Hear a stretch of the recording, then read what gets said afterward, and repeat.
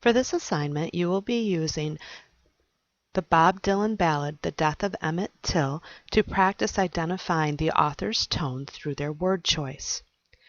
To begin, what you want to do is look at the worksheet that talks about using the tone vocabulary. If you simply hover over tone vocabulary and click on it, it will open in a new window. In the new window, you will see that there is a tone worksheet that helps you understand and identify the types of words and the tone that they imply. So the main categories of tone are a positive tone or attitude, a negative tone or attitude, irony and sarcasm, sorrow, fear, or worry, and then words that convey a neutral attitude or tone. And there are examples to go with this. So for instance, if you read the word hopeful, lighthearted, or complimentary, that would be positive. If you read disgusted, accusing, furious, that would be negative. Irony or sarcasm can include scornful, facetious, condescending, irreverent, where sorrow, fear, or worry could be sad, solemn, concerned, hopeless, and then neutral tones are formal, objective, incredulous. So you're going to look for these types of words as you're reading to help identify the tone that the author wishes to convey in the writing. After you have looked at the tone vocabulary worksheet to get an idea of how tone is used to convey different attitudes or meaning, you can continue on to your lesson. What you want to do is listen to the ballad while you're reading the text, and you can see down below that there is a link that you can be playing the ballad that Bob Dylan sings while you're reading the text. Simply click on the word text and it will bring up the text of the ballad. I'm going to demonstrate how we can identify tone in the first stanza of the ballad, and then you will use the rest of the ballad to identify tone words and add them to the tone dictionary.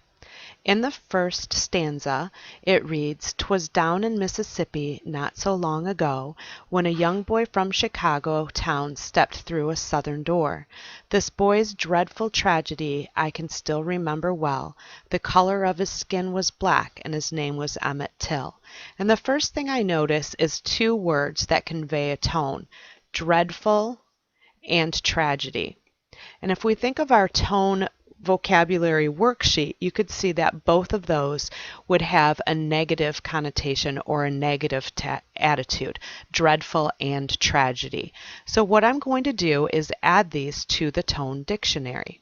And I do this by returning to my lesson page and going to the second part where it says identify 3 tone words to add to the tone dictionary, and you'll notice that the tone dictionary again is hyperlinked so it can take you there. What you're going to do is use the first letter of each word to add to the dictionary.